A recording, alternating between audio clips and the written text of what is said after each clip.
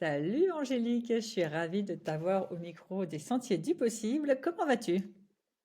Bah écoute, je vais hyper bien. Merci à toi de me recevoir, c'est hyper sympa. Et bah écoute, super bien, voilà. Ah, trop cool. Angélique Ziganek, pour ceux qui ne te connaissent pas, comment tu te décrirais en quelques phrases? Comment je me décrirais en quelques phrases? Écoute, je dirais que j'ai plusieurs facettes. D'abord, je suis quelqu'un de, disons, multilingue, multi-pays, parce que je suis à cheval entre la France et l'Angleterre, l'Allemagne et le Luxembourg. Donc, je suis française d'origine, mais j'ai passé la plupart de ma vie en Angleterre. Mon mari est allemand et j'habite au Luxembourg depuis désormais 5 ans. Donc ça, c'est une de mes facettes. Ensuite, je dirais aussi que je suis maman. J'ai deux enfants, donc ils sont des préados. Voilà, ils ont 8 et 11 ans. Et écoute, peut-être une dernière facette, c'est, je dirais que je suis une personne vulnérable aussi. Bon, disons que j'ai eu plusieurs épreuves de vie, notamment la maladie. Voilà, donc j'ai une greffe du foie petite et un cancer de la thyroïde en 2022. Voilà, en quelques Ok, mots. de sacrées épreuves de la vie. Il y a une question que j'aime bien poser en début d'interview. Là, sur une Ouais. échelle de 1 à 10, ta vie, tu dirais qu'elle fait pleinement sens à combien? Jolie question. Écoute, moi je dirais que ma vie, elle fait sens désormais. Enfin, ouais, à 8. À 8. Euh, Elle fait sens parce que, bon, bref, donc suite à mon déménagement au Luxembourg et ma maladie, si tu veux, j'ai décidé de faire un virage à 360, enfin 180 degrés dans ma vie. Donc, j'ai décidé d'être coach, justement pour pouvoir mener une vie où je suis plus alignée, tu vois, sur mes valeurs, où je peux avoir de la flexibilité pour mes enfants. Et en fait, j'ai réalisé je pense en parlant avec mon entourage et pas mal de gens qu'en fait, j'ai toujours adoré être à l'écoute des gens et les aider à trouver eux-mêmes, si tu veux, des solutions aux challenges qu'ils peuvent faire face, tu vois, tous les jours. Voilà. Donc là, je suis en phase de développement. J'ai fait une certification donc pour devenir coach. J'ai écrit un bouquin et voilà. Donc disons que c'est un projet qui est en marche. Donc 8 sur 10 pour répondre à ta question. Top. Et si c'est pas indiscret, le plus bas où tu es tombé dans ta vie, tu dirais que c'était quand et quelle note tu mettrais? Ouais, bah écoute, je suis tombée ouais, 0 ou 1 sur 10 je pense, facile. C'était quand je suis arrivée au Luxembourg. Si tu veux, j'ai quitté une vie quand même où j'étais assez satisfaite à Londres. Donc j'avais un job qui me plaisait pas mal, bon, avec beaucoup de pression et tout, parce que, bon, bref, je travaillais à l'ambassade de France à Londres, mais j'étais pas loin de mon domicile. Mes enfants étaient heureux à l'école. Enfin, j'avais une super bande de copines. Voilà, j'avais un mari qui bossait comme un dingue. On se voyait jamais. Mais ouais, en arrivant au Luxembourg, j'ai réalisé, si tu veux, que j'avais tout lâché derrière. J'étais épuisée du Covid parce que j'avais eu très peu d'aide, comme pas mal de mamans.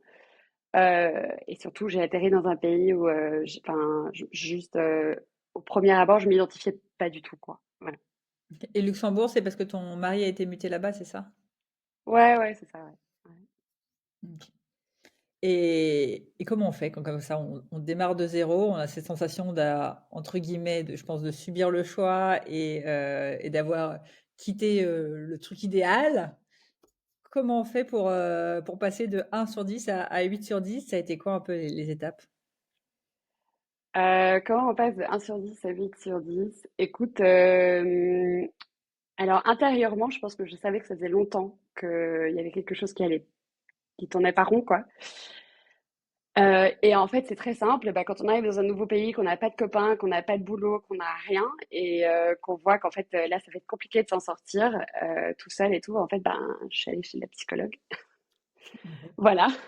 Bon, voilà. Donc, personnellement, mon point de départ, ça a été la psychologue. Voilà. Et j'ai réalisé en fait que c'était la première fois de ma vie que j'étais vraiment entendue, que j'étais juste épuisée de chez épuisée. Il y avait plus rien, quoi. Voilà. Donc, juste avoir un espace sécurisé pour commencer, tu vois, où une personne est entendue.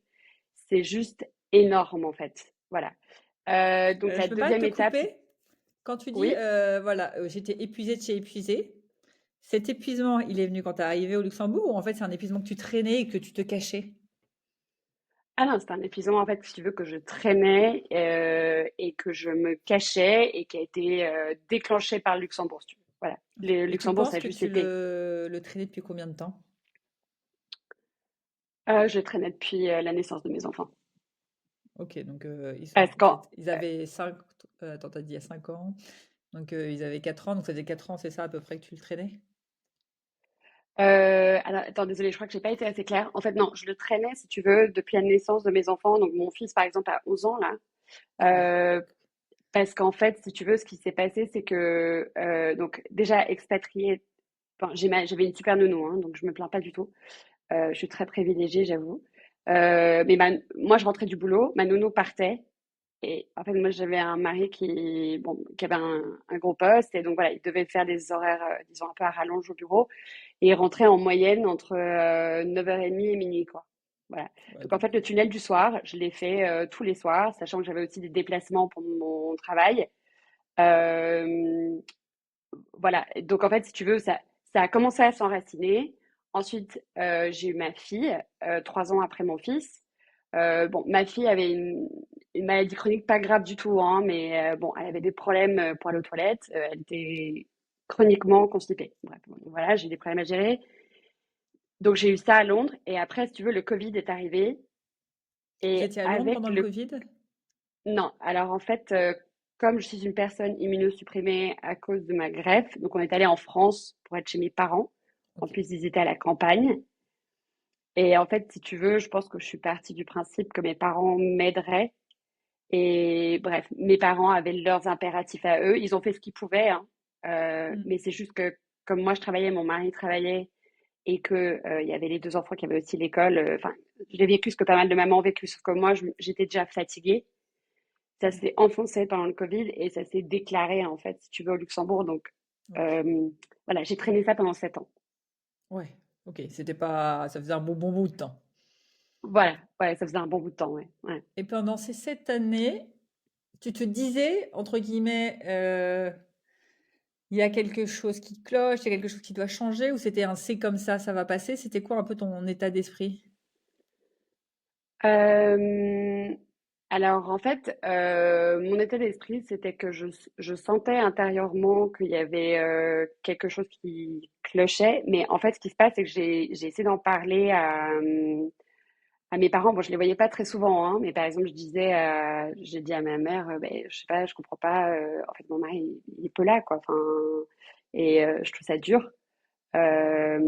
Et j'ai aussi dit à mon mari, j'ai dit, écoute, ça serait sympa que de temps en temps, est-ce que tu peux être là juste pour me filer un coup de main ou rentrer un peu plus tôt et voilà, et lui il me disait, bah, écoute, je suis désolée, mais en fait, moi, je peux pas, mais écoute, ça va aller, il y a plein de femmes comme toi.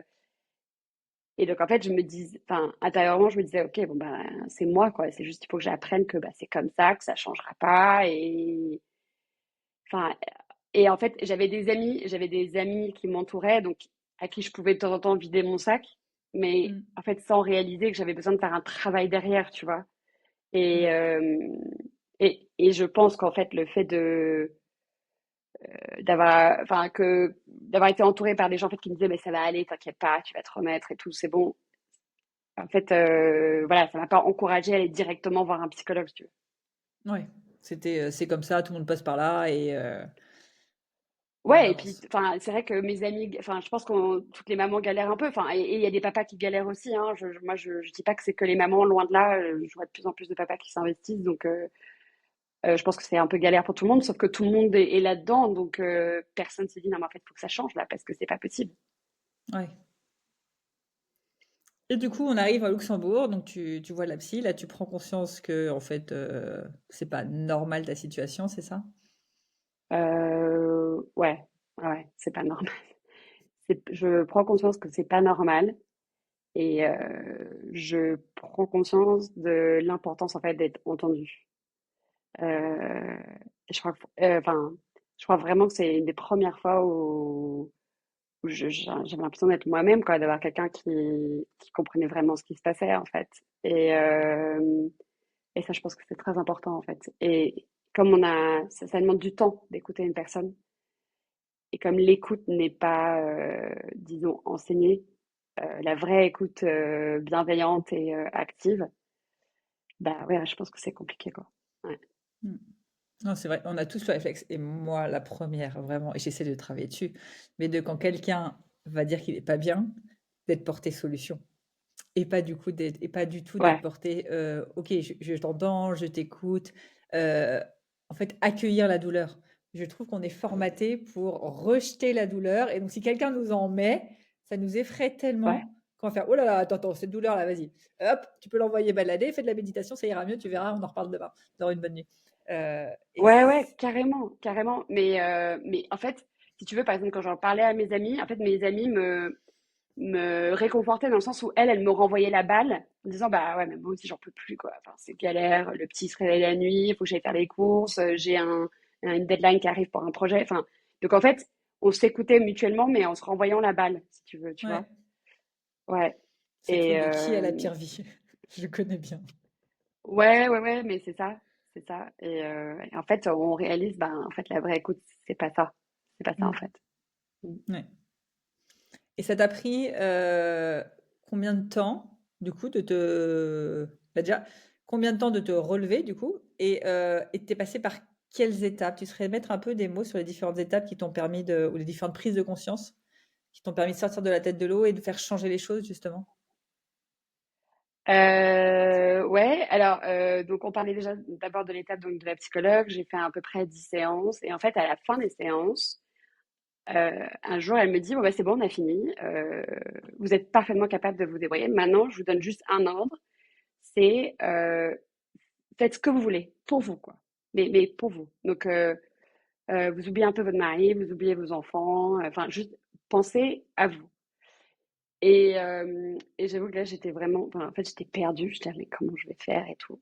Alors, je savais que je voulais changer je me voyais pas reprendre un job en tant que salarié quelque part et tout. En plus, j'avais pas la force de me dire, ah, faut que je fasse mes preuves, faut que je trouve la boîte, etc. Enfin, j'avais pas du tout envie de ça. Donc, en fait, j'ai commencé par m'inscrire à un programme de reconversion professionnelle. Et ce qui m'a permis donc j'étais dans un groupe, il y avait un coach, il y avait des séances d'affini pour davantage préciser mon projet. Et en fait, je m'étais dit, je sais pas pourquoi j'ai eu cet état d'esprit, je me suis dit, ok, je vais rencontrer des gens. Il y a des gens qui vont me dire des choses, ça va me parler, et je vais essayer en fait bah, un peu de suivre, tu vois, le fil d'Ariane. Mmh. Donc de fil en aiguille. Donc j'ai fait mon projet de reconversion. Ensuite, j'ai fait un projet enfin j'ai suivi une formation sur l'efficacité relationnelle de Thomas Gordon, donc sur les relations entre parents et enfants. Donc c'est un peu comme de la CNV. Et là, si tu veux, en fait, là, j'ai appris à faire de l'écoute active. J'ai appris à poser mes limites. Enfin, j'ai appris des outils qu'on ne m'avait jamais appris, en fait. Donc ça, c'était une étape. Et après, donc, j'ai réalisé, en fait, que vraiment, j'avais vraiment envie d'aider l'autre. Et donc, c'est là où je me suis inscrite après une formation pour devenir coach. Donc voilà. Et ce qu'il faut savoir, juste dans le fond, c'est qu'en fait, quand je suis sortie de chez la psy, je me suis dit, en fait, mon histoire, il y a tellement de femmes qui, j'ai l'impression, vivent la même chose. Et j'ai un peu souffert de ne pas être entendue. En fait, je vais écrire. Je vais écrire, je ne sais pas ce qui va en sortir. Et je vais écrire un livre. Mais vraiment, à la base, c'était pour moi. Hein, d'accord? Donc, c'était pour moi. Et juste, je l'ai fait lire à, je sais pas, à 5-6 copines, mais pour m'amuser, quoi. Enfin, et en fait, mes amis m'ont dit, mais en fait, il faut que tu publies ton livre. Il faut vraiment que tu le publies parce que ça va aider beaucoup de femmes. Elles vont se sentir moins seules. Elles vont comprendre qu'il faut demander de l'aide. Et toi, en plus, ça te donnera de la crédibilité, si tu veux, dans les coachings que tu veux offrir. Donc voilà, donc je dirais, si tu veux, ce qui m'a permis de m'en sortir, il y a différentes étapes. C'était je sais pas, une conjonction de choses qui se sont mises ensemble. Mais l'ingrédient clé, en fait, je pense que c'était vraiment le lâcher prise. Mais le lâcher prise, pas dans le sens, allez, je m'en fous. C'est juste se laisser porter par les opportunités qui pourraient se présenter à moi.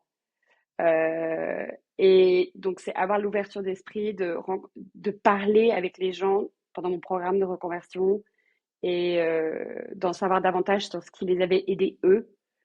Euh, donc, par ce programme de reconversion, donc j'ai pris ce cours en communication, mais j'ai aussi décidé de... J'ai fait un cours de méditation, méditation de pleine conscience. Et ça m'a fait beaucoup de bien aussi pour juste m'apaiser intérieurement, tu vois. Mmh. Euh, voilà, donc pour répondre à ta question, pour résumer, je dirais que c'était un peu suivre le fil d'Ariane et me être ouvert aux opportunités qui pouvaient se présenter à moi et ne pas chercher à tout le temps planifier. Enfin, tu vois, voilà, un peu me laisser porter si tu veux, mais me mettre moi d'abord, quoi. Mmh. Voilà. Et justement, tes enfants, ton mari, ils ont senti une différence? Ouais, ouais, ouais. Alors, pas tout de suite, hein. Les pauvres, ça a été un peu violent pour eux l'arrivée au Luxembourg. J'avoue que j'étais pas au top, hein, donc j'ai beaucoup crié. Je m'en portais pas mal.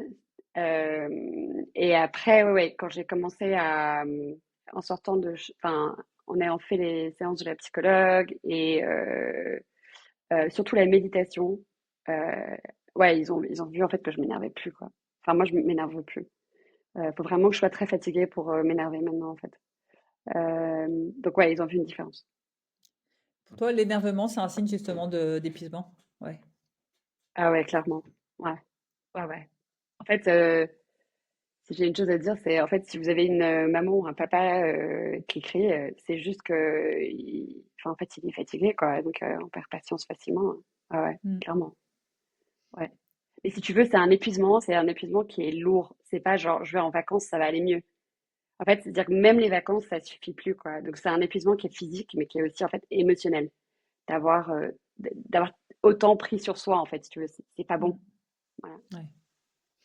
Et si on revient un peu sur ton livre, du coup, quand tu l'as écrit, c'est quoi? C'est tu t'amusais à raconter un peu une autobiographie, de ton histoire? Ou tu disais: «Tiens, j'écris un livre à en écrivant aux femmes ce que j'aimerais qu'elles sachent, comme, les erreurs qu'il faut pas faire et les conseils que j'ai envie de donner». C'est quoi un peu l'histoire de ce livre? Comment tu prenais ton stylo et tu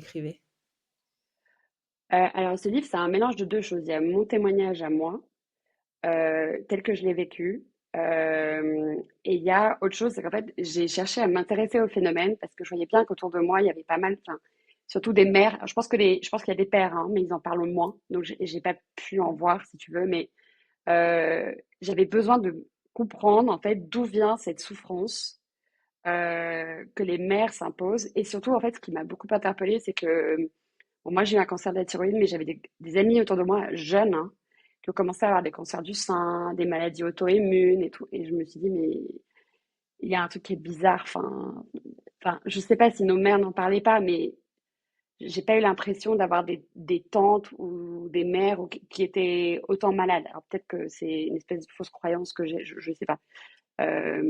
Et donc voilà, donc j'ai vraiment voulu m'intéresser à c'est quoi le burn-out, quels sont les enjeux, comment ça se manifeste, qu'est-ce qui est écrit dessus, pourquoi, voilà. Et donc j'ai décidé une structure de livre en trois parties. La première partie, en fait, je parle des défis de la parentalité au XXIe siècle. Donc par exemple, le rôle des écrans, si tu veux, qui détaille le lien humain en fait qu'on a entre nous. Je parle aussi par exemple de, si tu veux, ben, l'éducation positive. C'est génial, mais c'est pas une éducation sans limite en fait. En fait, le cadre c'est hyper important parce qu'il faut que les limites des parents soient respectées quoi. Mmh. Juste parce qu'on a des besoins aussi. Voilà. Après, donc c'est plus mon témoignage et ce qui m'est arrivé.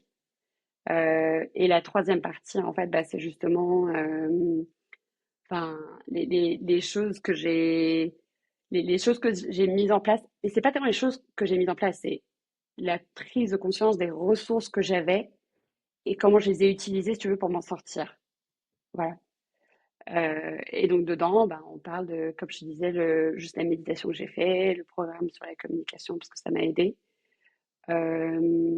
Mais je parle, tu vois, en fait, des causes de mon burn-out, ce qui m'a poussée en fait à être en burn-out.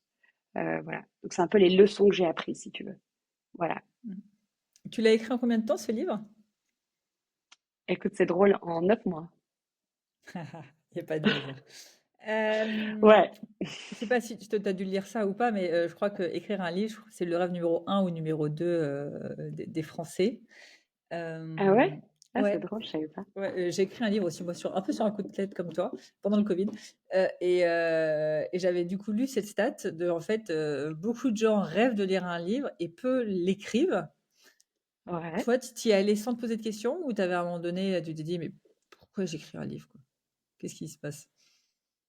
Alors moi, c'est drôle. En fait, j'ai réalisé du recul que j'ai toujours aimé l'écriture, hein. Par exemple, dans le Covid, moi, ce qui m'a sauvée, c'est que je sais pas pourquoi, j'ai acheté un espèce de carnet de gratitude. Et en fait, j'écrivais dedans tous les matins et tous les soirs des petites phrases débiles, hein, du genre il fait beau aujourd'hui, mon fils m'a fait un câlin, mais parce que j'avais vraiment besoin de tenir. Bon, bref. J'écrivais aussi un peu pendant mon adolescence, j'avais un carnet secret et tout. Et en fait, j'avais entendu parler, tu vois, de la fonction thérapeutique de l'écriture. Et après, je me suis dit, bah non, bah écris. Et donc, vraiment, c'est venu tout seul. Ouais, c'est venu tout seul, OK. mais parce que je pense que je l'avais en moi.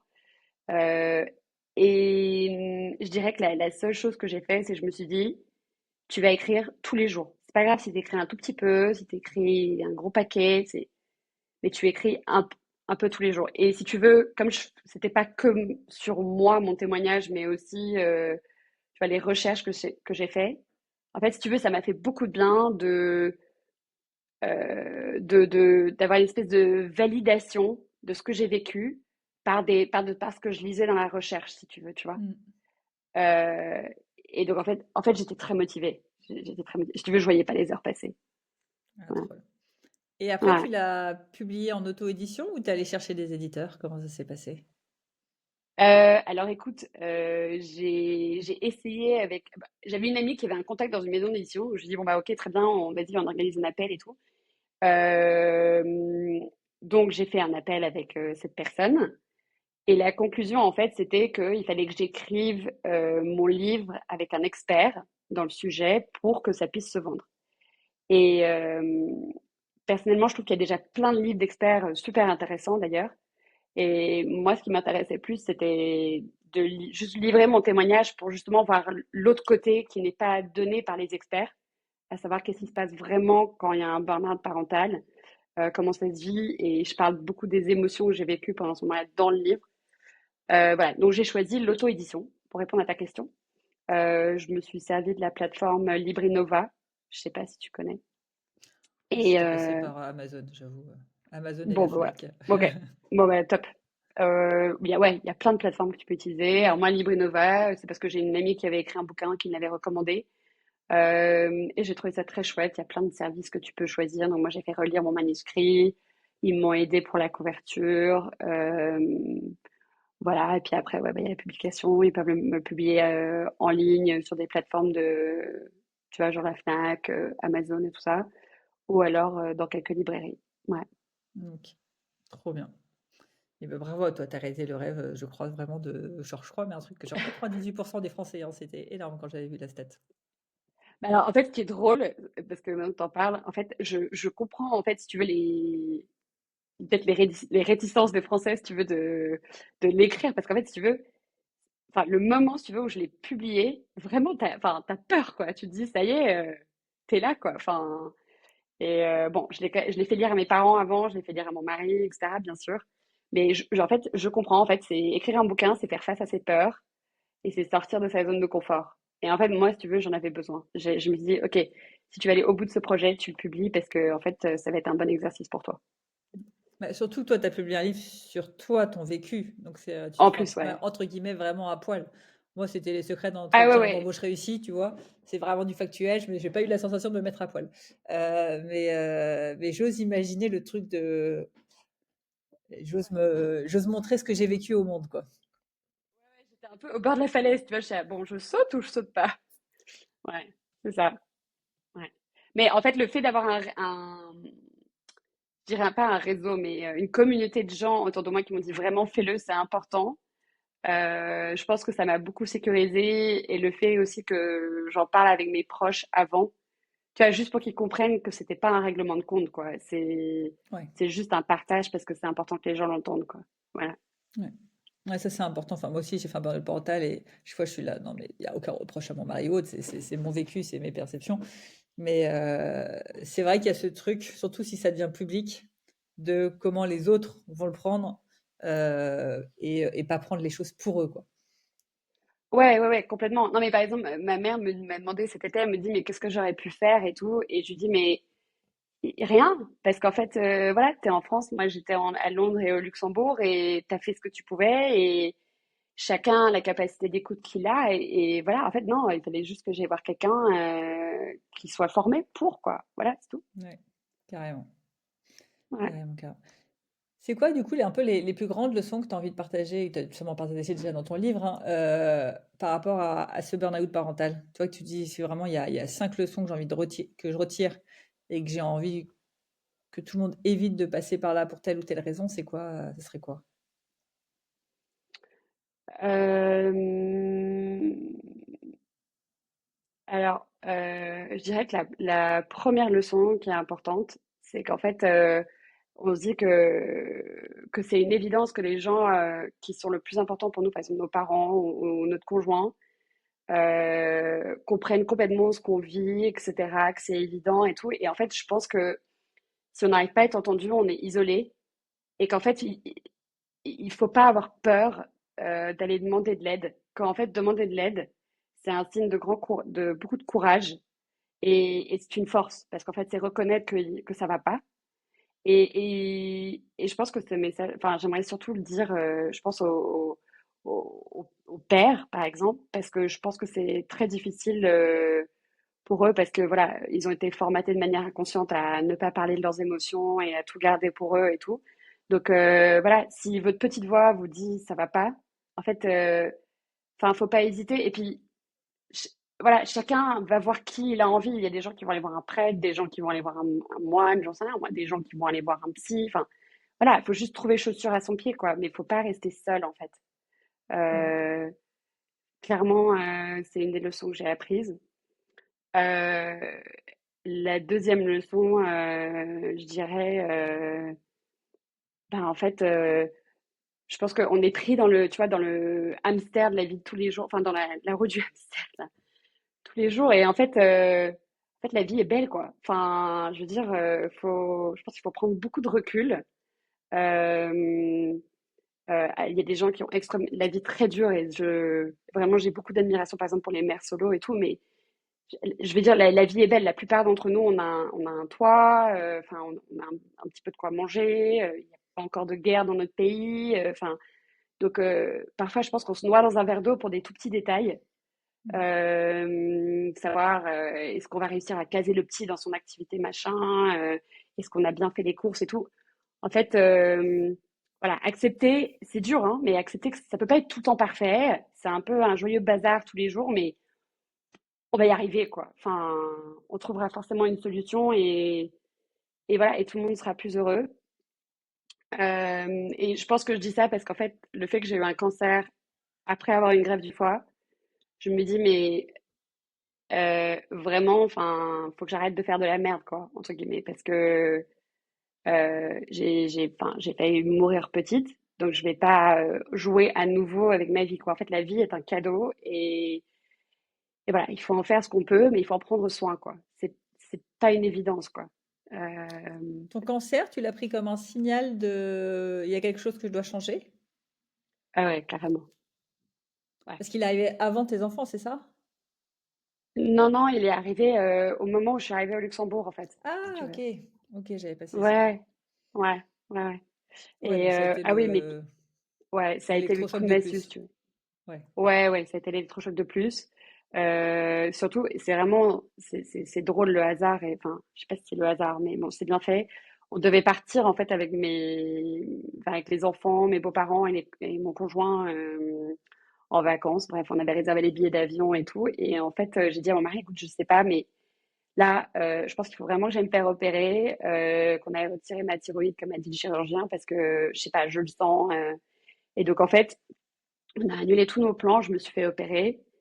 Et c'est à la suite de l'opération que le chirurgien en fait a trouvé qu'il y avait des cellules potentiellement cancéreuses dans les nodules qui étaient dans ma thyroïde.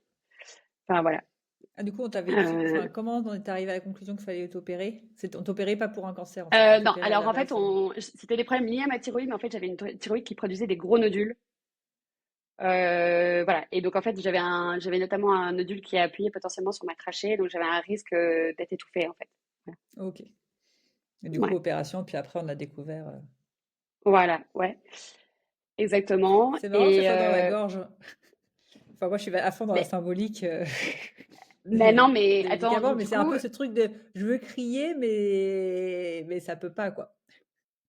en fait, si tu regardes, alors, je sais plus comment s'appelle le livre, mais j'ai une copine qui a consulté pour moi. Et donc je crois que c'est bah, justement le dictionnaire de la Les symbolique mots, des maladies. ouais, exactement. Voilà. Ouais. Donc elle a regardé pour moi et c'est exactement ce que tu dis, tu vois. Elle dit, ouais, en fait, tu peux, tu sais, le coup, c'est fait pour dire oui et pour dire non, si tu veux. C'est Mm. comme si moi, en fait, je ne savais que dire oui tout le temps, tu vois. Et en fait, le cancer apparaît pour que tu commences à apprendre à dire non, en fait. Voilà. Ouais, exactement. Et ouais, donc quand j'ai lu la symbolique, je me dis, ah ouais, d'accord. Euh, Attends, juste pour revenir donc à ce que tu disais, je pense que la troisième chose que j'ai appris sur laquelle je pense que les gens n'ont peut-être pas encore vraiment conscience, c'est le lien, si tu veux, entre le corps et l'esprit. Donc, Mm. en fait, quand le corps va pas bien, c'est simplement parce qu'en fait, il cherche à nous envoyer un signal que on n'est pas forcément aligné, en fait, il y a un problème avec nos émotions ou qu'on est déréglé, si tu veux. Et donc, vraiment, faut pas ignorer, quoi. Enfin, si vous continuez, si vous avez tout le temps des petits bobos, que ce soit des petits rhumes ou qu'un jour vous tordez la cheville ou je sais pas quoi. Enfin, en fait, votre corps cherche à vous envoyer des signaux, pardon. Donc, n'ignorez pas les signaux que votre corps vous envoie. Ouais, carrément. Et moi, j'adore, depuis qu'il y a ChatGPT, je demande à chaque fois la signification symbolique à ChatGPT et je suis là: est-ce que ça résonne? Ah oui, tiens, ça peut résonner sur tel point». Donc Ah ouais, ouais, non mais c'est fabuleux. Enfin, en fait, si on réfléchit de la manière dont le corps humain est constitué, c'est fantastique, quoi. Enfin, ouais. ouais et en vrai, je sais plus où est-ce que j'ai vu ça et ça m'a fait la prise de conscience, toutes les expressions qu'on utilise font allusion à ça. Tu sais, «J'en ai plein le dos». Ouais, ouais, Et ouais. bah, toi, tu as mal au dos parce qu'en vrai, tu en as plein le dos, quoi, tu en as trop marre. Se mettre à genoux, en général, quand tu te fais mal à genoux, c'est justement parce que tu te mets, entre guillemets, trop souvent à genoux pour les autres. Et il y a plein de trucs comme ça, d'expressions, en fait, qu'on utilise et qu'il y a un gars, à un moment donné, qui l'a inventé, mais il l'a pas inventé de nulle part, en fait. Il l'a inventé parce qu'il voyait le lien direct entre, bah, le mot physique et la correspondance, quoi. Ouais, ouais, non mais je te dis, c'est incroyable, hein, enfin, la vie, la nature est bien faite, quoi.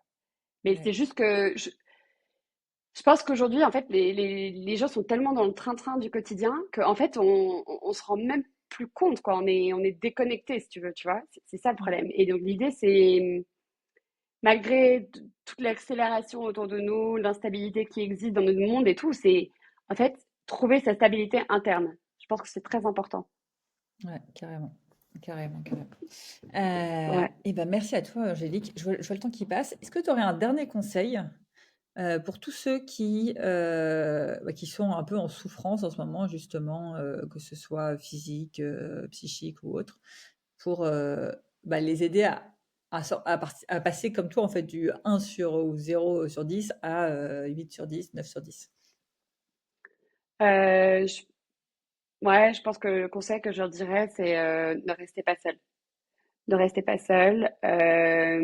Et quand je dis ne restez pas seul, je peux comprendre qu'aller voir un psychologue, ça peut être difficile au début et on se dit, ah, mais non, mais je vais gérer, ça va aller et tout.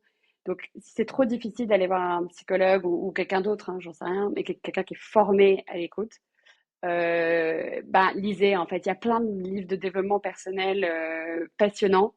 Euh, je pense que si je dois en recommander un, peut-être pour commencer, eh ben c'est un livre qui est écrit par un médecin canadien qui s'appelle Gabor Maté, qui s'appelle Le stress qui démolit quand le corps dit non. Et en fait, si tu veux, dans ce livre, Gabor Maté, en fait, justement, on parle de ce lien entre le corps et l'esprit. Et en fait, et ça a été prouvé scientifiquement, si tu veux, que le gros problème, c'est lorsqu'on en fait, on refoule des émotions dès notre enfance, ben, en fait, ça finit par s'accumuler dans le corps. Et c'est comme ça que potentiellement, il y a des maladies qui se développent plus tard à l'âge adulte. Donc, lui explique par exemple que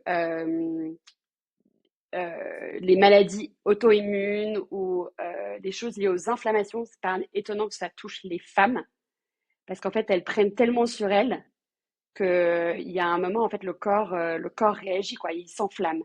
Mmh. Et les maladies auto-immunes, c'est en fait quand on ne se respecte pas, en fait, le corps finit par nous attaquer, quoi. Ouais, Voilà.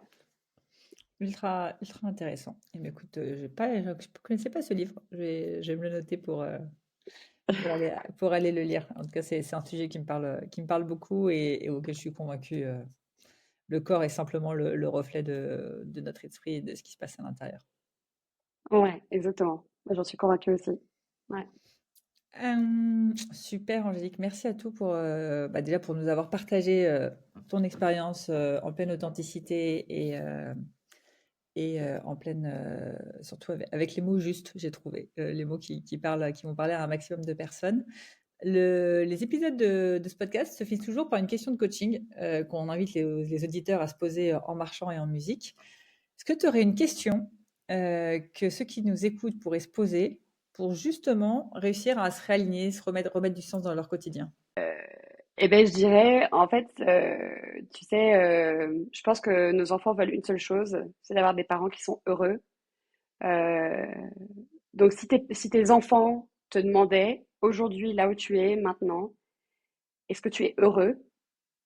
Qu'est-ce que tu leur répondrais, en fait? Génial cette question. Je l'avais jamais entendue Mm. et j'adore. Donc restez bien jusqu'au bout pour cette question, à se poser et Angélique, pour ceux qui veulent te retrouver, ou t'envoyer peut-être des mots doux, où est-ce qu'ils peuvent te retrouver? Et je mettrai aussi bien évidemment ton livre, dans le descriptif de l'épisode. Donc, je suis présente sur LinkedIn. J'ai l'intention de me lancer sur Instagram parce que ça va te faire rigoler, mais je n'ai pas de compte Instagram parce que je me dis je passerai trop de temps dessus sinon. Mais donc ouais, c'était un développement en cours. Mais ouais, LinkedIn.